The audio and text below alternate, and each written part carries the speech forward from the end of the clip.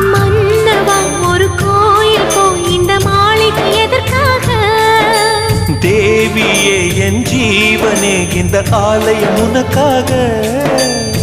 வானில் ஒரு புயல் மழை வந்தால் அழகே என்னை எங்கனம் காப்பாய். கண்ணே உன்னை என் கண்ணில் வைத்து இமைகள் எனும் கதவுகள் அடைப்பேன். சத்தியமாகுமா?